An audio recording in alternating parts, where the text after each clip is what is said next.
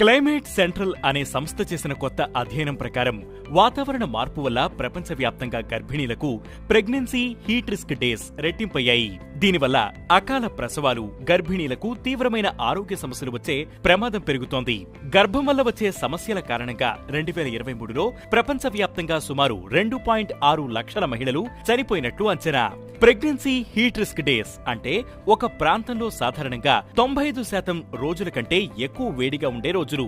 వాతావరణ మార్పు ఊపిరితిత్తులు, మెదడు, గుండె వంటి ఆరోగ్య సమస్యలతో ముడిపడి ఉంది. కానీ అది గర్భిణీల ఆరోగ్యం, శిశువుల జననంపై కూడా ప్రభావం చూపిస్తుందని ఈ అధ్యయనం తేల్చింది. క్లైమేట్ సెంట్రల్లోని శాస్త్రవేత్తలు 247 దేశాల్లో చేసిన పరిశోధనల ఫలితాల ఆధారంగా ఈ విషయాన్ని వెల్లడించారు. 2020 నుంచి 2024 వరకు రోజువారీ ఉష్ణోగ్రతలను చూసి హీట్ రిస్క్ డేస్ ను లెక్కించారు.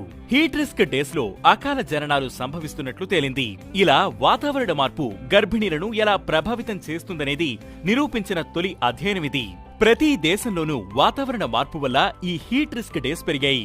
ఇది బొగ్గు, చమురు, గ్యాస్ వంటి శిలాజ ఇంధనాలను కాల్చడం వల్ల జరిగిందని ఈ నివేదిక చెబుతోంది. 222 దేశాల్లో గత 5 ఏళ్లలో వాతావరణ మార్పు హీట్ రిస్క్ డేస్ ని రెట్టింపు చేసింది. కొన్ని దేశాలు మరియు నగరాల్లో హీట్ రిస్క్ డేస్ అన్ని వాతావరణ మార్పు వలనే వచ్చాయి. అంటే వాతావరణ మార్పు లేకపోతే ఈ ప్రాంతాల్లో అంత వేడి ఉండేది కాదు.